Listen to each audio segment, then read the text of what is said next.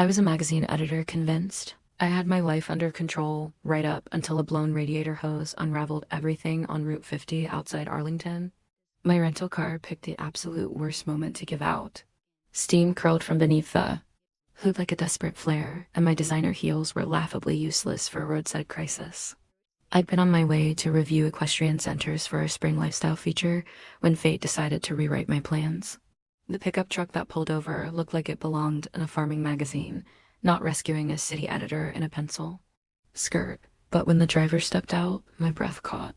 She moved with confident grace, her work boots crunching on gravel as she approached. Engine trouble? Her voice carried a slight drawl that made my pulse quicken. Steam everywhere. I think it's dying. She laughed, a warm sound that reached her blue eyes. Let's take a look. I watched her lean over the engine, brunette hair catching sunlight as she worked. Her hands moved expertly among the mechanical parts, completely in her element, while I felt utterly useless. Radiator hose split clean through. You're not driving anywhere soon. She wiped grease on her jeans. I'm Eleanor Ellie Vance, and apparently stranded. There's a diner 5 meters up. I'll drive you. Her truck's interior smelled like leather and hay. Unexpectedly comforting. Country music played softly while rural Virginia rolled past my window. Brooke drove with easy confidence, one hand on the wheel, occasionally glancing my way. So, what brings a city girl to horse country? She asked. Magazine article? I edit lifestyle pieces about things I've never actually experienced, like horses, exactly like horses. At the diner, she ordered black coffee while I opted for something with more syllables in its name. The fluorescent lighting revealed more about her face. Strong jawline, laugh lines around those striking blue eyes, a small scar above her left eyebrow that made me curious about its story. You breed horses? I asked. Thoroughbreds, family business, though I'm the last sire standing. Something shadowed her expression briefly. What kind of magazines? Arlington Monthly. Very respectable, very boring. Doesn't sound boring to me. Writing about lives you haven't lived takes imagination. Her insight surprised me. Most people assumed magazine work was glamorous rather than challenging. Maybe you could show me around sometime for the article? The words tumbled out before I could stop them. I'd like that. Her smile made something flutter in my chest I hadn't felt in years. When the tow truck arrived, Brooke insisted on following to ensure I got safely to the rental agency. She rolled down her window in the parking lot. Call me about that tour. I took her business card, our fingers brushing briefly. The contact sent warmth shooting up my arm like nothing I'd experienced before. I will. Watching her drive away, I realized this wasn't just about horses anymore. Something about Brooke Sawyer had shifted my carefully ordered world off its axis, and I couldn't wait to discover what came next.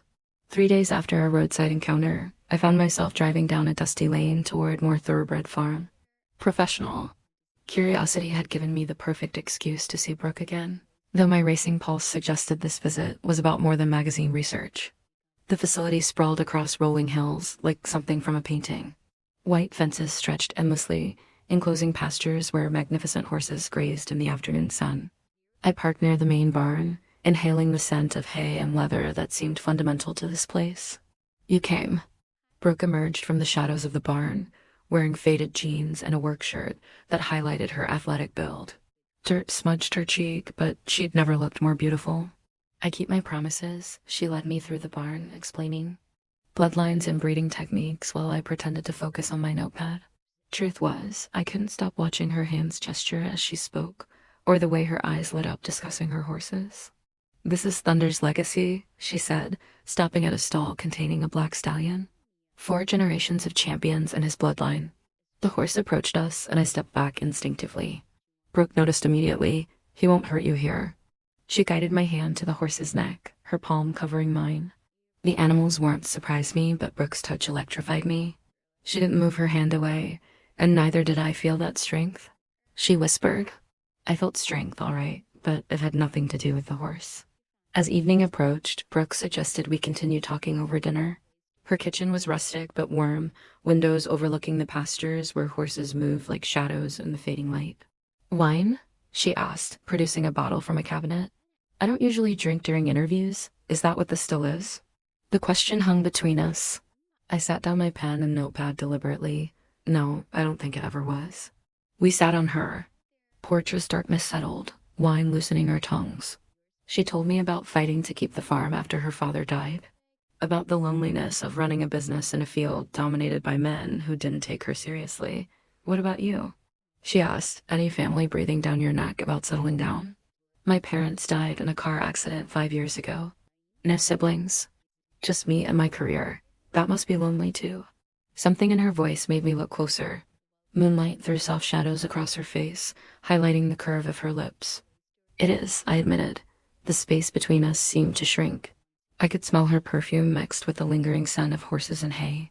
When she reached up to tuck a strand of hair behind my ear, I didn't pull away. Ellie, my name on her lips, sounded different, intimate. She leaned closer and I met her halfway. Our lips touched tentatively at first, then with growing hunger. Her mouth was warm and wine-sweet. And when she deepened the kiss, I felt something inside me break open. We broke apart, breathing hard. I should go, I whispered, though I made no move to leave. Should you? Instead of answering, I kissed her again, harder this time. Her arms encircled me, pulling me closer until I could feel her heart hammering against my chest. This wasn't supposed to happen. I didn't plan for this attraction, this desperate need that made my carefully controlled world tilt sideways. When we finally separated, her eyes searched mine. This changes everything, I said. Does it scare you? Terrifies me. She smiled, that same confident expression I'd seen when she'd fixed my car. Good. The best things usually do. Driving home through the dark Virginia countryside, I couldn't stop touching my lips where she'd kissed me. My phone buzzed with a text from my editor about deadline schedules, yanking me back to reality. But reality had shifted. Brooke Sawyer had awakened something I didn't even know was sleeping, and there was no going back. A week later, Brooke stood in my Arlington apartment looking like she'd wandered into the wrong movie. Her flannel shirt and worn boots clashed dramatically with my minimalist decor and polished hardwood floors. Nice place, she said, running her fingers along my granite countertop. Very clean. I caught the hesitation in her voice. You hate it. I didn't say that. She examined my collection of design magazines stacked precisely on the coffee table. It's just so different from the farm. Everything about our worlds was different. Her hands were rough with calluses from years of hard labor, while mine were smooth from typing on keyboards. She carried the scent of sunshine and hay, while my perfume was bottled and expensive. Would you like some wine? I asked, desperate for something to steady my nerves. Sure, I poured 2 glasses, intensely conscious of her presence in my perfectly arranged space. She walked to the window overlooking the city lights, and I went to stand beside her. Do you ever miss it? The noise? The chaos? She asked, sometimes, but chaos doesn't pay the bills or meet magazine deadlines. Deadlines? She turned to look at. When is your next one? Tomorrow. The article on horse breeding. I took a sip of wine. My editor thinks I'm spending too much time on research. Is that what you're calling it? The question had a sharpness that made my heart beat faster. Before I could reply, she moved closer, pressing me against the window. I've been thinking about you, she whispered against my neck. Her lips found that tender spot below my ear, and all rational thought vanished. My wine glass fell from my hand, landing on the floor with a quiet thud. Brooke. She stopped my words with a kiss that tasted of wine and raw need. This time there was no hesitation, no slow discovery. Her hands wound through my hair while mine struggled with the buttons of her shirt. We staggered toward my bedroom, leaving a path of discarded clothes behind. The designer bedspread I had chosen so carefully was now just a wrinkled mess as she laid me down on the mattress. Are you sure? She asked, her voice low and rough. More sure than I have ever been about anything. What happened next tore down every wall I had built around my heart. Her touch sparked flames I never knew were there. And when she whispered my name against my skin, I finally understood why poets write about such moments. We moved together, with a fierce urgency that surprised us both. 2 women discovering something neither knew they needed. Afterward, we lay tangled in the dark, her fingers drawing shapes on my shoulder. Stay tonight, I whispered. I should get back to the horses. They can manage for one night without me. She gave a soft laugh. You don't know horses very well. I know. I don't want you to go. Something changed in her expression. Ellie, what are we doing here? I don't know. But I don't want to stop. She was silent for a long time, and I worried. I had said too much too soon. My life is complicated, she said at last. The farm, the responsibilities. Mine too. Deadlines, expectations, a career that needs all my attention. So what does that make us? Crazy, probably. We both laughed. But beneath the laughter, we both saw the impossible situation we had created. How could someone like me, with my orderly, city life and demanding job, ever fit into her world of dawn chores and physical work? How could she, with her deep ties to rural Virginia, ever understand the pressure I was under to keep my professional image? But when she drew me closer and I felt the steady beat of her breathing against my ear, those worries felt smaller. Whatever challenges come, this feeling was worth fighting for. My editor wants the article done tomorrow, I said into the darkness. Then you had better make it good. What if I can't be objective anymore? Who says you need to be? Her reply startled me. I had built my career on keeping a professional distance, but perhaps some stories demanded a different method. As morning light filtered through my bedroom curtains, I watched Brooke dress for the drive back to the farm. She moved with quiet purpose, already mentally shifting to her morning duties. "I'll call you," she said, kissing me goodbye. "You better." After she left, I sat at my laptop, gazing at a blank screen. How could I write about horse breeding when all I could think about was the woman who had just walked out my door? My editor, Julian Croft, called me into his corner office 2 weeks after my night with Brooke. He sat behind his mahogany desk, like a stern judge. My horse breeding article was spread out before him. This reads like a love letter, not journalism. Heat rose up my neck. I think it captures the passion behind the work. Passion. He took off his glasses, polishing them slowly. "Eleanor, you've spent 3 weeks on what should have been a weekend assignment. Our readers want lifestyle pieces, not deep dives into agriculture. The story has layers. There's real human interest here." Human interest in a horse breeder? His voice was heavy with doubt. "You're one of our best editors because you keep your professional distance. Don't lose that over some country fascination." I wanted to tell him it wasn't fascination that kept me awake at night, but the memory of Brooke's hands on my skin. Instead, I nodded and went back to my cubicle, his warning ringing in my ears. That evening, I drove to the farm and found Brooke in the barn office, surrounded by financial papers. And looking beaten, dark circles hung under her eyes, and her normally confident stance had sunk into exhaustion. "Bad day?" I asked. "Griffith Industries ended their contract. 3 years of breeding their champion bloodlines gone." She waved at the papers. "That was 60% of my income." I sat next to her, looking over the numbers. The situation was worse than she had admitted. Without that contract, the farm would be bankrupt in months. What will you do? Hope for a miracle, I suppose, or start looking for buyers. The idea of her losing everything hit me harder than I expected. This place was part of who she was, her family's heritage. What if I helped? I have savings. Her face tightened at once. "No, Allie, be sensible. This is just business." "Is it?" She stood pacing the small office. "You come here with your city money, thinking you can solve everything with a checkbook. That's not what I meant, isn't it?" Rich magazine editor rides in to rescue the poor farm girl. Her words stung because they held a grain of truth I didn't want to acknowledge. "I care about you, about this place. You care about the fantasy version you've created in your head. The romantic notion of country life that fits your magazine story. That's not fair." "Fair?" She laughed bitterly. "You think any of this is fair? You get to play dress up in my world for a few weeks, then return to your perfectly ordered life when things get messy." The accusation hung between us like a physical barrier. I wanted to argue to prove her wrong, but doubt crept in. Was I really ready to abandon everything I built for someone I'd known 3 weeks? "Maybe you're right," I said quietly. Something shifted in her eyes. "What? We're too different." "This was bound to implode eventually, Ellie." Her voice softened, but I was already moving toward the door. I should go. "Let you figure this out. Don't leave like this." But I was already walking away, anger and hurt propelling me toward my car. Behind me, I heard her call my name, but I didn't turn around. The drive back to Arlington blurred through tears I refused to acknowledge. By the time I reached my apartment, I'd convinced myself this was inevitable. Oil and water city and country.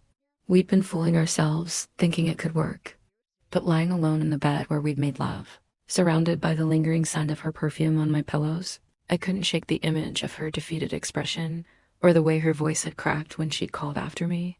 My phone buzzed with a text. "I'm sorry, can we talk?" I stared at the message for 10 minutes before deleting it without responding. Some chasms were too wide to bridge, and maybe it was better to face that truth now before we hurt each other worse. 3 days of silence followed. I threw myself into work, accepting every assignment Julian offered, desperate for distraction, but even editing pieces about wine tastings and gallery openings. Couldn't erase the memory of Brooke's laugh or the way she'd looked at me that first night in the barn. On Friday evening, my phone rang. Brooke's name appeared on the screen, and my heart hammered against my ribs. "Hello, one of my horses is sick. I thought you might want to know for your article." Her voice sounded carefully neutral, but I heard the exhaustion underneath. "Is he okay? She, Thunder's Legacy's daughter. The vet thinks she'll recover," but her voice trailed off. "But I might have to sell her to pay the bills. Thought you should know how your story ends." 2 weeks of silence stretched between us before circumstance forced our paths to cross again. Arlington's annual Civil War reenactment was happening at Manassas Battlefield, and Julian had assigned me the historical lifestyle piece as punishment for my unfocused horse article. I arrived Saturday morning expecting costume tourists and amateur historians. Instead, I found myself watching hundreds of reenactors transform the field into 1861. The attention to detail was staggering. Period-correct uniforms, authentic weapons, even horses that looked bred for cavalry service. Then I saw her. Brooke sat astride a magnificent bay gelding wearing a Union cavalry uniform that fit her like it was tailored yesterday. She moved with the horse as if they'd been partners for years, her posture straight and commanding. Everything about her bearings screamed military precision from another century. Impressive, isn't she? An elderly reenactor appeared beside me. Most of these weekend warriors can barely stay in the saddle, but that woman rides like she was born. To it, I watched Brooke execute complex cavalry maneuvers with effortless grace. The crowd murmured appreciation as she demonstrated saber techniques that looked decidedly lethal, despite being choreographed. "She's just a horse breeder," I said. "Horse-a-reed?" He laughed. "Lady, that's the finest cavalry work I've seen in 30 years of reenacting. She knows techniques most historians only read about in dusty textbooks." During the battle demonstration, Brooke led a cavalry charge that took my breath away. She and her mount moved as one fluid unit, her saber glinting in the afternoon sun, as she wheeled and struck at imaginary enemies. The other reenactors struggled to keep up with her pace and precision. But it was afterward that things got truly strange.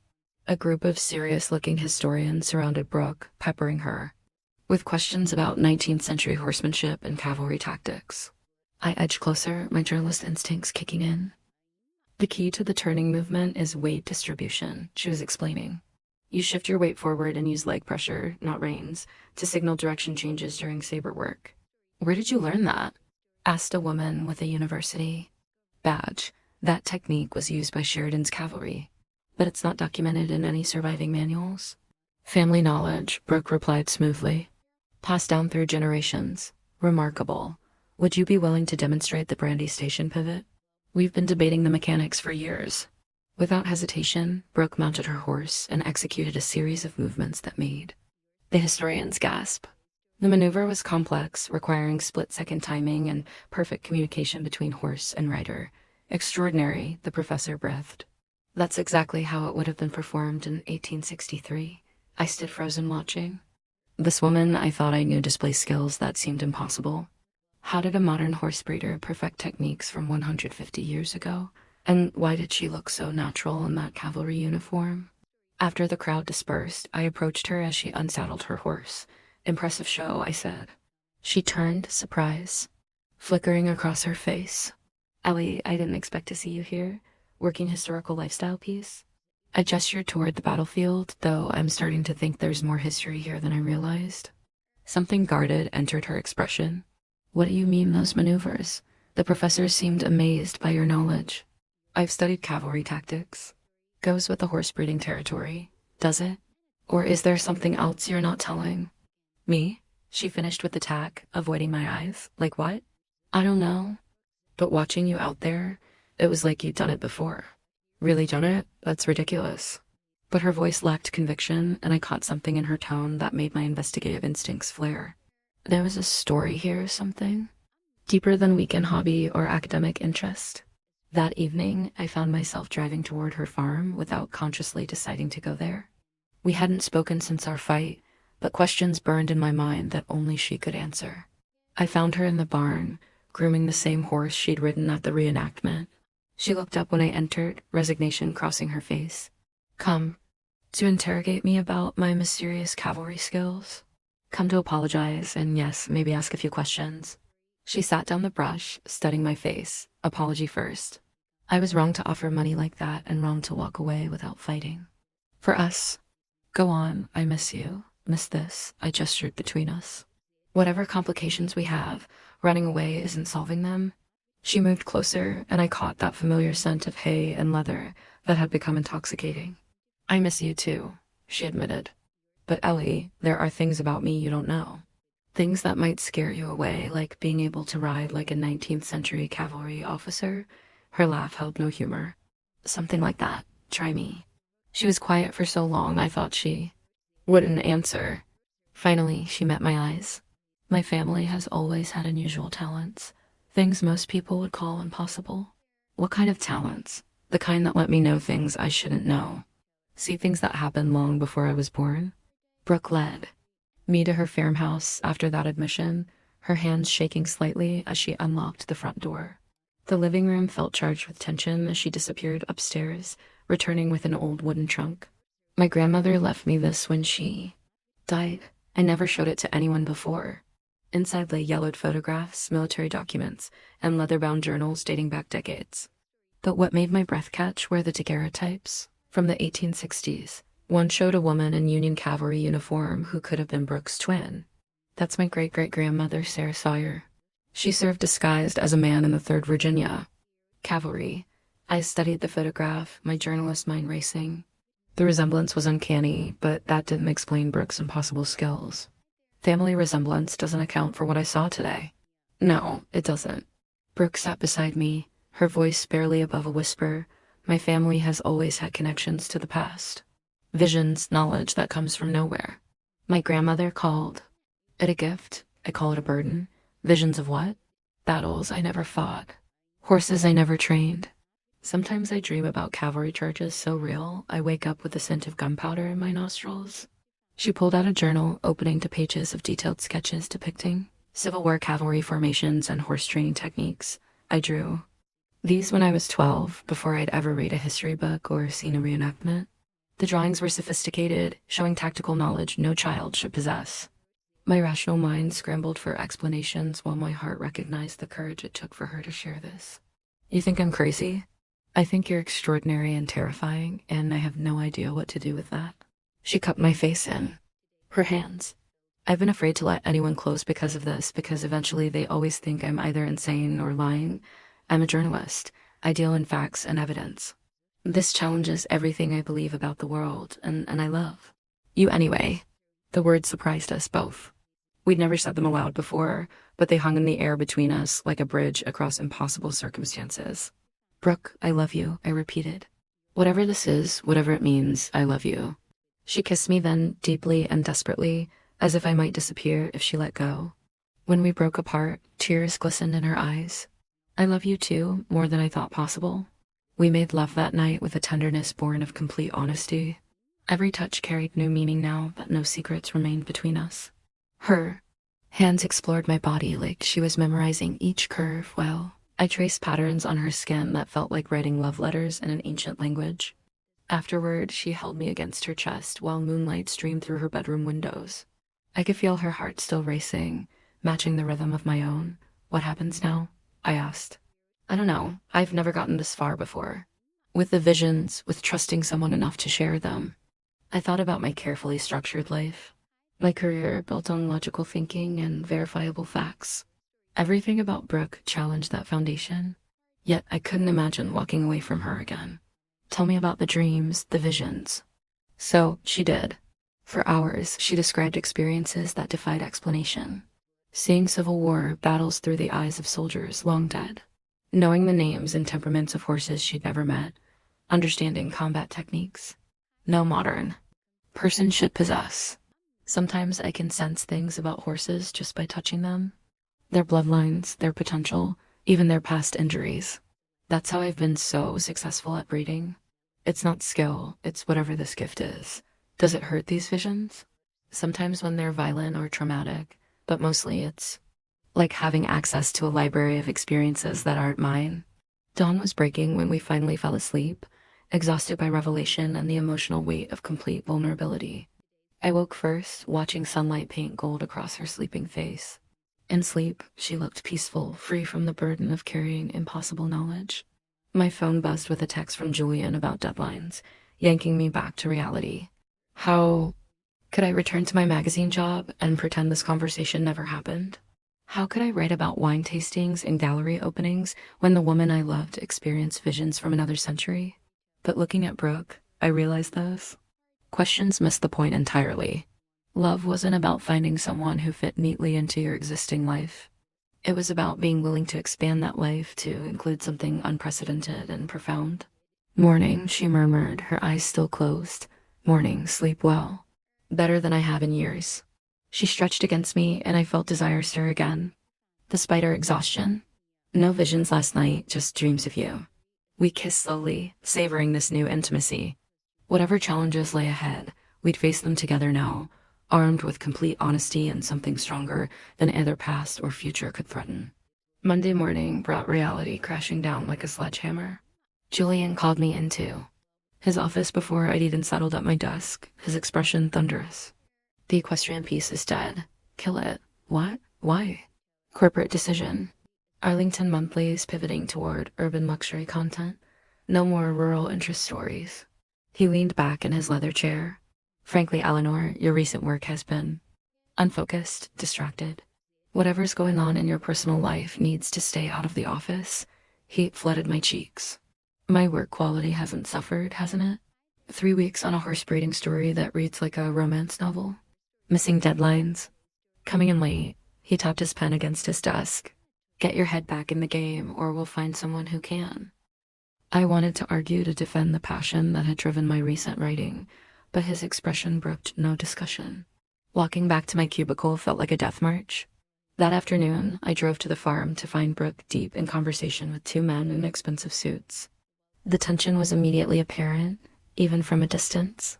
Final offer, Miss Sawyer? Patent development won't negotiate further. I told you the farm isn't for sale. Be reasonable. You're facing bankruptcy. We're offering fair market value. Brooke noticed me approaching, and something desperate flickered in her eyes. Gentlemen, I need to discuss this with my financial advisor.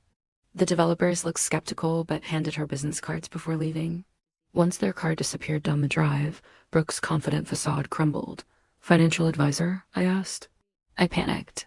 They've been pressuring me for weeks, showing up unannounced, making veiled threats about my debts becoming public record. Can they do that? Apparently, they claim I owe back taxes I've never heard of, equipment loans that don't exist. Someone's been doctoring financial records to force the sale. The injustice of it made my blood boil. That's fraud. Prove it. They have lawyers and bottomless pockets. I have mounting bills and a mortgage payment due next week.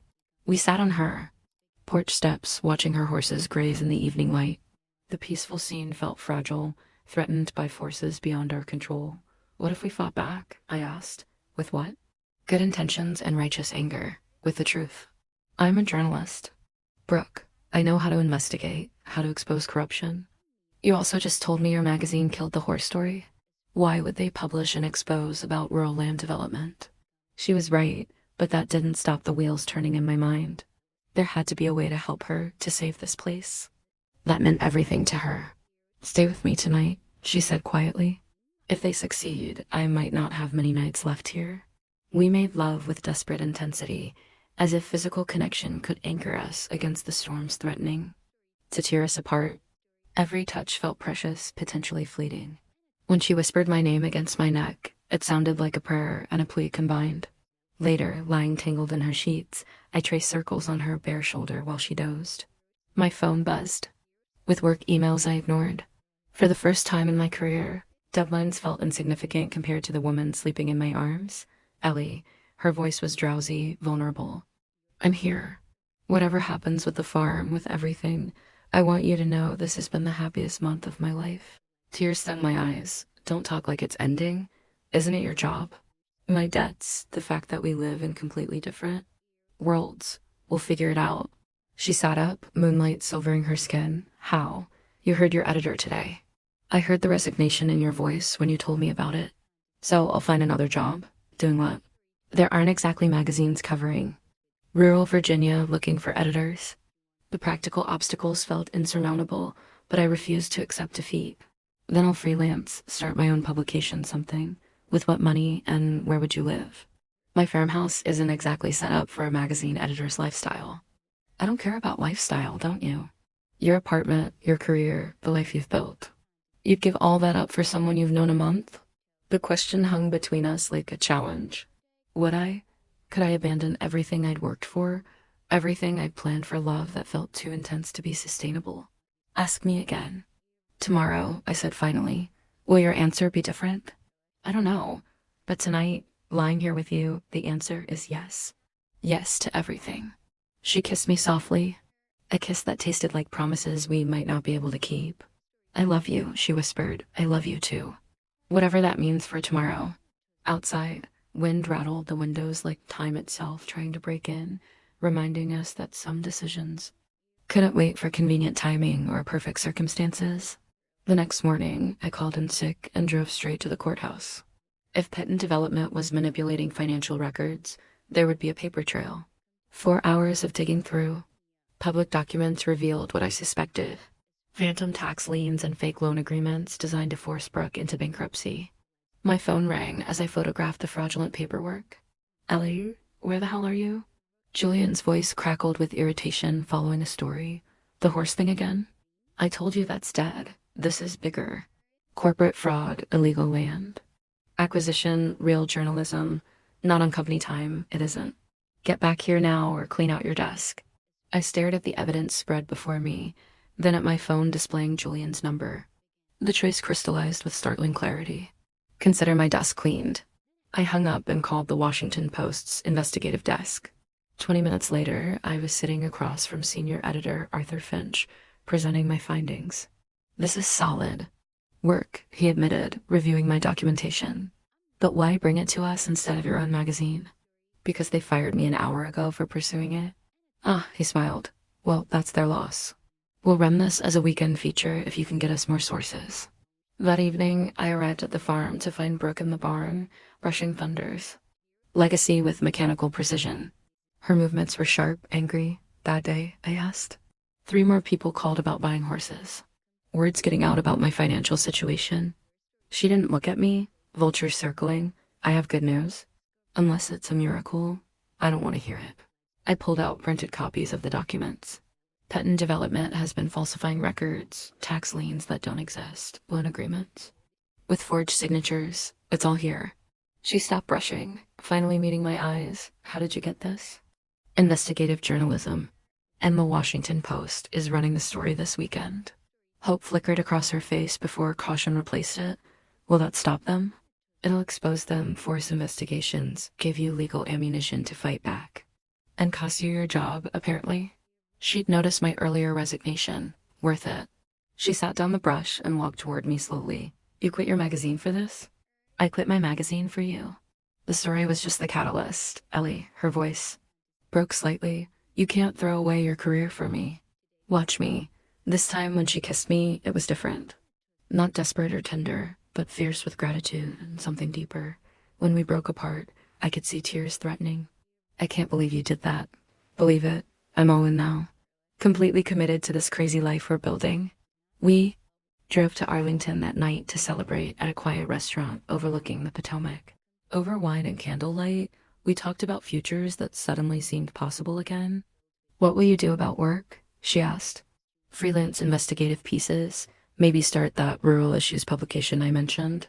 Based where? Wherever you are. She reached across the table, taking my hand. I never thought I'd find someone willing to fight for me like this. Get used to it. Walking along the riverbank afterward, she stopped suddenly and turned to face me. I have something to tell you about the missing person case from 1987. What about it? I think I know where to find the body. Before I could respond, she described a vision that had come to her that afternoon. A young woman buried near an old oak tree. Recognizable landmarks that pinpointed a location 20 meters from her farm. We have to call the police, I said. With what? psychic visions. They'll think I'm crazy, maybe, or maybe they'll think you're helpful. Cold cases need all the leads they can get. The next morning, we sat in Detective Silas Reed's office while Brooke nervously described her vision. To his credit, he listened without interrupting, taking careful notes. "The family deserves closure," he said finally. "If you're wrong, we waste a day of excavation. If you're right, someone finally gets to come home," Brooke finished. 3 days later, they found Sarah Martinez exactly where Brooke had described. The discovery made local headlines and began changing public perception of Brooke's unusual abilities. That weekend, the Washington Post ran my expose on Peyton development. The story sparked federal investigations and gave Brooke the legal leverage she needed to save her farm. "We did it," I whispered, holding her on the porch while reading congratulatory messages from other investigative journalists. "We did." She kissed me under the stars, and I tasted victory and love and the promise of whatever came next. "No more secrets between us," she said. "Never again." Standing there in her arms, surrounded by the peaceful sounds of her horses and the scent of hay and honeysuckle, I couldn't imagine wanting to be anywhere else in the world.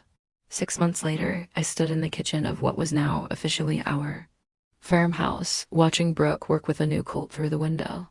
My laptop sat open on the scarred wooden table, displaying the homepage of Rural Truths, the investigative publication I'd launched with proceeds from my Washington Post freelance work. The magazine was small but growing, focusing on stories mainstream. Media ignored land disputes, agricultural corruption, environmental issues affecting rural communities. My Peyton development expose had opened doors to sources across Virginia, and subscriptions climbed weekly. "How's the deadline looking?" Brooke called from the doorway, hay in her hair and satisfaction on her face. "Met it an hour ago. Pierce County water contamination story goes live tomorrow." She crossed to me, still smelling like sunshine and horses, and read over my shoulder. "This is going to make some powerful people very angry." "Good. They should be." She kissed the top of my head, and I leaned into her familiar warmth. These quiet domestic moments still amazed me. 6 months ago, I'd been living in a sterile apartment, married to deadlines instead of dreams. Now I woke to roosters and went to sleep, listening to horses moving in distant pastures. "Detective Silas Reed called," she said, settling beside me with coffee. "The Martinez family wants to meet us, thank us personally." "How do you feel about that?" "Nervous, grateful. Still can't believe my visions helped solve a 30-year-old case." Since finding Sarah Martinez's remains, Brooke had quietly consulted on 3 other cold cases. Word spread carefully through law enforcement circles about the horse breeder with unusual insights. She never advertised her abilities, but she never hid them either. "Any new ones lately?" "Visions? I mean, nothing dramatic. Sometimes I still dream about cavalry charges, but they're gentler now, less desperate." I understood. Her visions had always been tied to unfinished business, unresolved trauma echoing across decades. As she found peace in her own life, the psychic storm seemed to calm. My phone buzzed with a message from another journalist wanting advice about starting an independent publication. Rural Truths was becoming a model for others tired of corporate media constraints. "Dinner with the Hendersons tonight," Brooke reminded me. Our neighbors had become unexpected friends, drawn by curiosity about the city editor who traded deadlines for dirt roads. Tom Henderson had even started feeding me story tips about local political corruption. I should warn Mary her famous pot roast might end up inspiring an article about sustainable farming practices. She'd love that, fame through casseroles. We laughed, and I marveled again at how natural this felt. 6 months ago, I couldn't distinguish between hay and straw. Now I could discuss bloodlines and breeding schedules while editing investigations into corporate agriculture. As evening approached, we walked the property together, checking on horses and planning improvements. The farm was thriving again, bolstered by new clients attracted to Brooke's growing reputation for producing exceptional horses. "Sometimes I can't believe this is real," I said, watching the sunset paint the pastures gold. "Which part? All of it?" "US, the magazine, this life we've built." She stopped walking and pulled me into her arms. "Believe it. We fought for this. Yes, we did."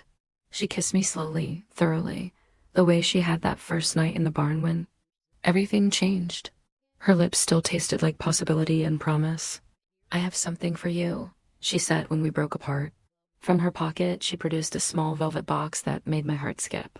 "Brooke, I know we haven't talked about marriage, And I know this is complicated with your career and everything changing so fast. But she opened the box to reveal a simple gold band set with a modest diamond. I want to build forever with you. Tears blurred my vision. Yes, yes, yes to forever. Yes to marriage. Yes to everything we haven't even imagined yet. She slipped the ring onto my finger with shaking hands, and it fit perfectly, like everything else about us that shouldn't have worked, but somehow did. We kissed again as stars emerged overhead, surrounded by the peaceful sounds of horses settling for the night and the distant call of an owl. This place that had once seemed foreign now felt like home in ways my Arlington apartment never had. What happens next? I asked. Whatever we want. The magazine, the farm, maybe expanding into multimedia storytelling. I love the sound of our future, even if it includes early morning feeding schedules and hay in your coffee. Especially then, walking back toward the house, my ring catching moonlight and Brooke's hand warm in mine. I thought about the story I'd write about us someday. Two women from different worlds who decided love was worth rewriting all their carefully laid plans. It would be the kind of story I never could have imagined 6 months ago, sitting in that sterile magazine office, thinking I had life figured out. Now I knew better. The best stories weren't the ones you planned. They were the ones that found you on backwoods highways when your engine overheated and your heart was ready for revolution.